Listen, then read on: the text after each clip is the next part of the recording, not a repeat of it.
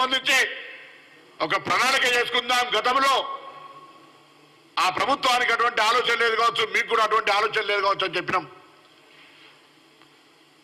మీరు కేంద్ర మంత్రి అయిన తర్వాత హైదరాబాద్ ఇన్ఛార్జ్ మంత్రిగా మిమ్మల్ని గౌరవంగా కలవడానికి వచ్చిన హైదరాబాద్ సంబంధించిన అభివృద్ధిలో సహకారం అడిగినాం. కానీ ఇక జిహెచ్ఎంసీ ఎన్నికలు దగ్గరికి వస్తున్నాయి. రాజకీయ ఆట కోసం హైదరాబాద్ను విమర్శిస్తే మన ముఖం మీద మనం ఉమ్మేసుకున్నట్టే.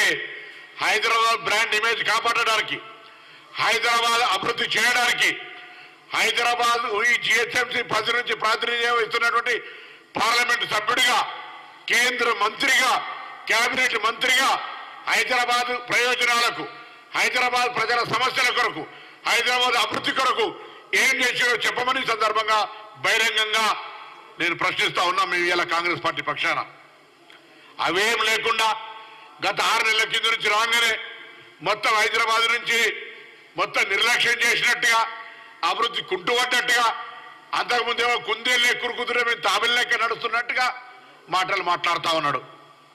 అసలు మీకేమైనా కనీసం సోయి హైదరాబాద్ సహకారం అందించాలని చెప్పి ఒక మాట. హైదరాబాద్ ఒక చారిత్రాత్మకమైనటువంటి historical city, like compare to Istanbul. ఇక్కడ మీరు చేయదలుచుకుంటే చార్మినార్ కావచ్చు, గోల్కొండ కావచ్చు, లేకపోతే అనేకమైనటువంటి పురాతనమైన ఆర్కియాలజీ హెరిటేజ్కి సంబంధించిన ఉన్నాయి. ఆ సంబంధిత శాఖ మంత్రిగా ఉండి కూడా ₹1 తీసుకొని రాకపోతే మీరు ప్రత్యేకించి విభజన హామీలకు సంబంధించి లేకుండా హైదరాబాద్ నగర అభివృద్ధికి సంబంధించి కేంద్ర పట్టణాభివృద్ధి శాఖ తరఫున ₹1 అయినా ప్రత్యేక నిధి తీసుకొచ్చినారా? ఈ ప్రాంతం నుంచి పార్లమెంట్ సభ్యుడిగా ప్రాతినిధ్యం వహిస్తూ మీకు ఆ బాధ్యత లేదా? ఈరోజు మేము అధికారంలోకి వచ్చిన తర్వాత హైదరాబాద్లో ఉన్న 141 ప్రాంతాల్లో వర్షం వచ్చినప్పుడు నీటి నిల్వలతోటి ఇబ్బంది అవుతా ఉందని, ఆ నీటి నిల్వల్ని ఏ విధంగా ఉపయోగించుకోవాలి ఈ రాతి కట్టడాల మధ్యన అని ఎక్కడెక్కడైతే 141 జాగాలలో నీళ్లు నిలుస్తాయో అక్కడనే వాటర్కు గ్రౌండ్ లోపలికి అక్కడ ప్రభుత్వ స్థలాన్ని వినియోగించుకొని అండర్ గ్రౌండ్లోకి వాటర్ పోయే విధంగా, నీటి నిల్వలు నిలవకుండా ఉండే విధంగా పైసలు ఖర్చు చేసి ప్రణాళిక చేస్తా ఉన్నాం. మెట్రో వాటర్ వర్క్స్ ఇంత పెద్ద సమస్య వచ్చినా మెట్రో వాటర్ వర్క్స్ కూడా మీరు ₹1 ఇయ్యలే. ఇంత పెద్ద హైదరాబాద్లో శానిటేషన్, సిల్ట్, ఇతరత్ర కార్యక్రమాలు ఉంటాయి, డ్రైనేజ్ ఇంప్రూవ్మెంట్ ఉంటుంది, ఎక్స్పాన్షన్ అయింది సిటీ, అనేకమైనటువంటి గృహ అవసరాలు పెరిగినాయి. అయినా మీరు సంబంధించినటువంటి అంశం ఇయ్యలే. ఇలా మాట్లాడుతూ ఉన్నారు. దీన్ని తీవ్రంగా ఖండిస్తా ఉన్నాం. హైదరాబాద్ ఇమేజ్కు భంగం కలిగే విధంగా కిషన్ రెడ్డి గారి వ్యాఖ్యలు వెంటనే ఉపసంహరించుకోవాలని కోరుతా ఉన్నాం. హైదరాబాద్ అభివృద్ధికి మీకు చేతనైతే సహాయం చేయండి. కేంద్ర మంత్రిగా మీ బాధ్యత నిర్వహించండి. హైదరాబాద్ కేంద్రం నుంచి పార్లమెంట్ సభ్యుడిగా ఈ ప్రాంత అభివృద్ధికి సహకరించండి.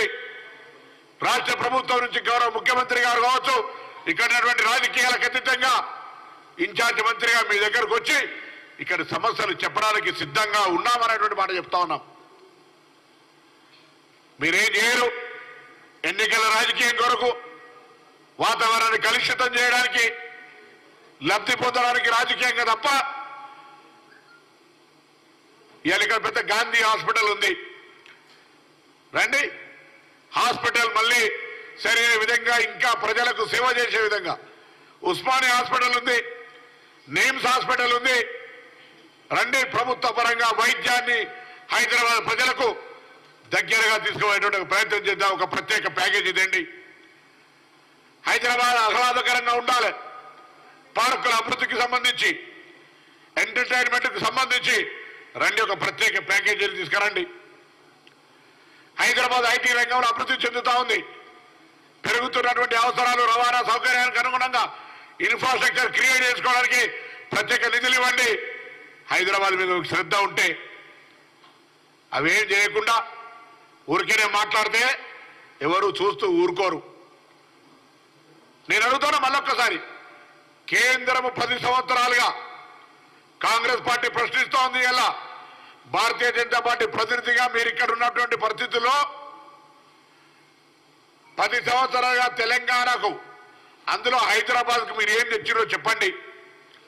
కాంగ్రెస్ పార్టీ ప్రశ్నిస్తూ ఉంది కిషన్ రెడ్డి గారిని. హైదరాబాద్ అభివృద్ధికి స్థానిక పార్లమెంట్ సభ్యుడిగా మంత్రిగా హైదరాబాద్ అభివృద్ధి చేయడానికి అవకాశం వచ్చినటువంటి శాఖను గత 5 సంవత్సరాలు నిర్వహించినటువంటి మీరు ఏం చేసినారో చెప్పండి. ఉపాధి అవకాశాలను మెరుగుపరిచే స్కిల్ డెవలప్మెంట్కి ఏమైనా స్కీమ్ తెచ్చిండ్రా? ఇన్ఫ్రాస్ట్రక్చర్ క్రియేట్కి ఏమైనా స్కీమ్ తెచ్చిండ్రా? ఉమెన్ ఎంపవర్మెంట్కి ఏమైనా స్కీమ్ తెచ్చిండ్రా? మైనార్టీ ఎస్సీ బీసీ వెల్ఫేర్కి ఏమైనా తెచ్చిండ్రా? ఒక్క రూపాయి తేని మీకు హైదరాబాద్కు నిర్లక్ష్యానికి గురైందనేటువంటి హక్కు ఉందా అని అడుగుతా ఉన్నాం. స్మార్ట్ సిటీలో లేదు, అమృత్ పథకంలో లేదు, స్పెషల్ ప్యాకేజీలో లేదు, ప్రాజెక్టు వైజ్ లాభం చేసేది లేదు. హైదరాబాద్ ప్రజలకు చట్టరీత్యా వచ్చే 15th ఫైనాన్స్ తప్ప ఒక రూపాయి కూడా హైదరాబాద్ సాకారం చేయని కేంద్ర ప్రభుత్వం, ఆ కేంద్ర ప్రభుత్వంలో మంత్రి హైదరాబాద్ బ్రాండ్ ఇమేజ్ దెబ్బతీసే విధంగా మాట్లాడితే చూస్తూ ఊరుకోం. బరాబర్ 6 నెలలైంది మా గవర్నమెంట్ వచ్చి. 6 నెలల హైదరాబాద్లో అనేక సందర్భాల్లో జిహెచ్ఎంసీ లేదా హైదరాబాద్ కలెక్టరేట్ సమీక్షలు చేసి అనేకమైనటువంటి అంశాలకు సంబంధించి పారదర్శకంగా ప్రజల ఆకాంక్షలకు అనుగుణంగా ప్రజా పాలనతో మా ప్రభుత్వం ముందుకు పోతా ఉంది. చేతనైతే కేంద్ర ప్రభుత్వం సహకారం చేయి, లేదా మౌనంగా ప్రేక్షకుల్లాగా ఏ విధంగానైతే గతంలో ఉన్నావో అదే విధంగా ఉండు తప్ప ప్రభుత్వాన్ని విమర్శించే ప్రయత్నం చేయమని చెప్పి కోరుతాను.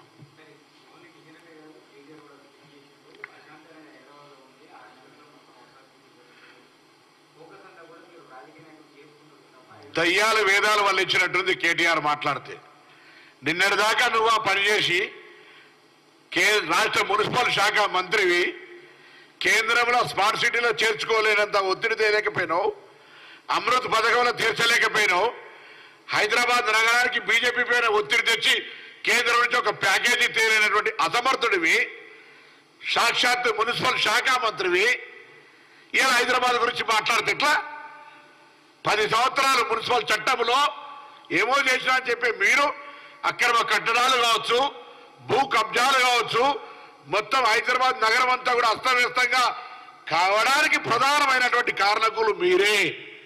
ఇలా మీరు మమ్మల్ని అడిగితే దయ్యాలు వేదాలు వల్లించిందంటే పాపం అది ఏదైనా నేర్చుకొని వల్లించింది వచ్చుకొని మీకు ఆ అర్హత కూడా లేదు అని చెప్తాను. ఇలా చాదనైతే కిషన్ రెడ్డి గారు తెలంగాణ బ్రాండ్ ఇమేజ్ దెబ్బతల్లడానికి తెలంగాణ మీద మాట్లాడుతూ ఉండు, హైదరాబాద్ మీద మాట్లాడుతూ ఉండు. 10 సంవత్సరాలు హైదరాబాద్ సంబంధించినటువంటి ప్రధానమైనటువంటి నగర అభివృద్ధికి సంబంధించినటువంటి శాఖ మంత్రిగా ఏం చేసావు కిషన్ రెడ్డికి జవాబు చెప్పు. పెద్దలు గౌరవ కేంద్ర మంత్రి కిషన్ రెడ్డి గారికి గత 10 సంవత్సరాలుగా ఉన్నటువంటి మున్సిపల్ అర్బన్ మినిస్టర్ హైదరాబాద్కు కేంద్రం ఏమేమి తేలేదో చెప్పమని డిమాండ్ చేస్తా ఉన్నాం కేటీఆర్ గారిని. 6 నెలల జిహెచ్ఎంసీ ఇన్ఛార్జిగా మా ముఖ్యమంత్రి గారు విశ్వాసంతో హైదరాబాద్ లాంటి స్టేట్ హెడ్ క్వార్టర్ల ఇన్ఛార్జ్ ఇచ్చిన తర్వాత అనేకమైనటువంటి కార్యక్రమాలను తీసుకుపోయే విధంగా ప్లాన్ చేస్తా ఉన్నాం. త్వరలోనే ఈ బోనాల పండుగ తర్వాత నగర బాట పేరు మీద బస్తీ తిరిగే బస్తీ బాట పేరు మీద ప్రజా సమస్యలు తెలుసుకోవడానికి ముఖ్యమంత్రి గారు ఆదేశించినారు. నేరుగా వాడలకి ప్రభుత్వాన్ని అధికారులను తీసుకొని పోతాం, క్షేత్ర స్థాయిలో ప్రజా సమస్యలు తెలుసుకుంటాం, వాళ్ళని పరిష్కరిస్తాం. అక్కడే స్పాట్ల ఆ కార్యక్రమం రూపొందుతుంది. దాన్ని లాంఛనంగా ముఖ్యమంత్రి గారు ఉదయం 6 గంటలకు కార్యక్రమాన్ని ప్రారంభం చేసేస్తారు. దానికి అనుగుణంగా కార్యక్రమం మొత్తం ఇక్కడ 150 డివిజన్లలో హైదరాబాద్లో ఉన్నటువంటి 24 అసెంబ్లీలలో ఈ కార్యక్రమం కొనసాగుతుంది. చేతనైతే కేంద్ర మంత్రిగా హైదరాబాద్ నగరాన్ని నిధులు తీసుకురమ్మని కిషన్ రెడ్డి గారు మరొకసారి డిమాండ్ చేస్తారు. కేటీఆర్ గారు మీరు మౌనంగా 10 సంవత్సరాలు హైదరాబాద్కి ఏం అన్యాయం చేశారు, బీజేపీ ఏం అన్యాయం చేసింది, మీరు చేతనైతే ఏం చేశారు